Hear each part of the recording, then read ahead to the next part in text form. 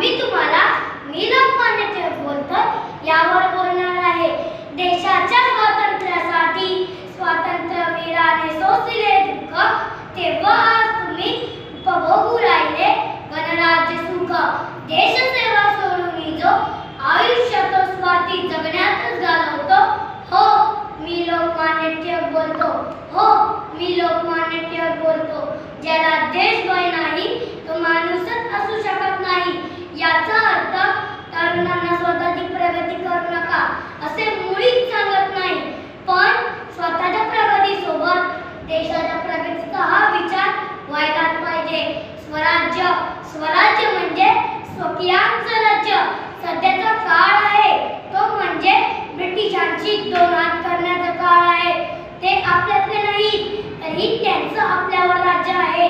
आपल्याला आपलं राज्य पाहिजे हे पाहून मला आनंद होतोय की आपल्यातले बहुसंख्य तरुण स्वराज्याच्या लढ्यात स्वतःहून पुढे येतात। पण पुढच्या पिढीने देशाला मात्र विसरू नये। आपल्या शिक्षणाचा व आपल्या कौशल्याचा जास्तीत जास्त देशाला फायदा करून देणे ही आपली जबाबदारी आहे आणि त्याच्यातूनच हिंदुस्थानाची प्रगती होणार आहे। आपली शाळा, कॉलेज ही नोकरी करणाऱ्या नोकरांनी भरून न जाता तर राष्ट्रत्वाने भरलेल्या तरुणांना बाहेर पडायला पाहिजे। खूप झाले विचार, खूप झाल्या योजना, आता प्रत्यक्ष राबवण्याची वेळ आली आहे।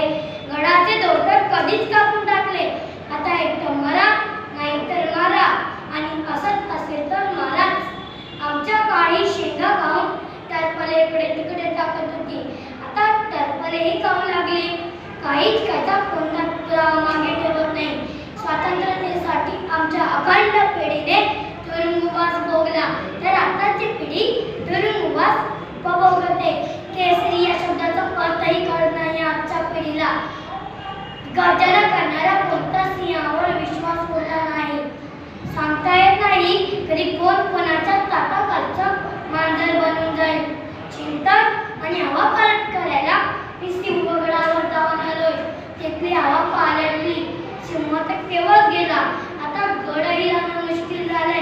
मी केलेला सार्वजनिक गणेशोत्सव दिवसेंदिवस प्रसिद्ध होत चाललाय। गल्ली बोळ्याचे स्वातंत्र्य राजे झाले आहेत। नवसाला पावणारे सरकारच्या डोक्यात ठिकाणावर आहे का असा मी प्रश्न केला होता, तर सरकारच्या डोक्यात काय, सरकारही ठिकाणावर नसतं। सरकार अस्थिर ठेवण्याचे फायदे कळून चुकले सगळ्यांना। आजच्या तरुणांना स्वातंत्र्य लढ्याची फारशी माहिती नाही, तर आता कुठले टिळक आणि कुठले काय